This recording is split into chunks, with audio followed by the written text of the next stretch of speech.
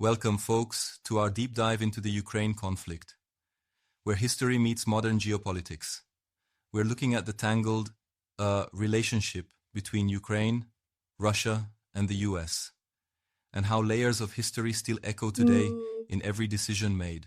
Absolutely. It's like peeling back an onion of centuries of shared and conflicting histories. What are some of the key historical moments that set the stage here? Well, you have centuries of cultural connection between Ukraine and Russia, mixed with periods of domination. Then Ukraine's bold move for independence in 1991, after the Soviet collapse, which totally redefined its identity. And later, revolutions like the Orange Revolution in 2004 and the Euromaidan in 2014 really underscored the desire for, real national Yeah, self-determination by the Ukrainian people. right. And then there's the NATO expansion, something that's been a huge stick for Russia, hasn't it? Exactly.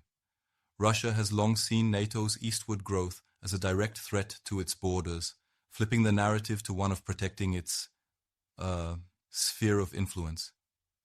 It's like it's like if you suddenly move someone's favorite chair without asking. They'd be upset, right? And then, of course, there's the annexation of Crimea and the conflict in the Donbas region, which further escalates tensions. A tricky balance indeed. Now, shifting gears, what do you think are the core drivers for the US versus Russian perspectives in this crisis? The US stands firmly on the support for sovereignty and international law, backing Ukraine's right to determine its future.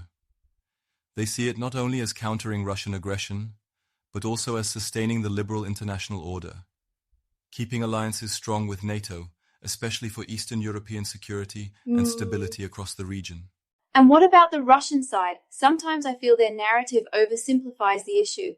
Well, Russia emphasizes its security concerns from NATO's expansion and claims it's protecting Russian-speaking populations, painting Ukraine as within its historical orbit.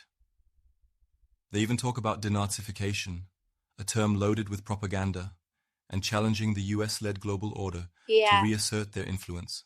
I get that, but don't you think that such narratives sometimes gloss over the real complex human cost in Ukraine? Sure, and you're right. At the heart of this all is Ukraine, its people fighting for national sovereignty, enduring massive displacement, and facing devastating losses in life and infrastructure. The human toll is immense, and it's reshaping their very identity with aspirations for Western integration. That's truly sobering. So, where do we stand today in this ever evolving scenario?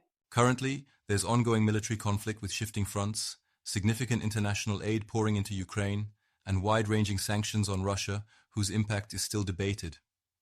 There are still potential paths like negotiated settlements, prolonged standoffs, or even escalations, each scenario carrying profound implications for global security and stability. Hmm. It really leaves you wondering about the future, doesn't it?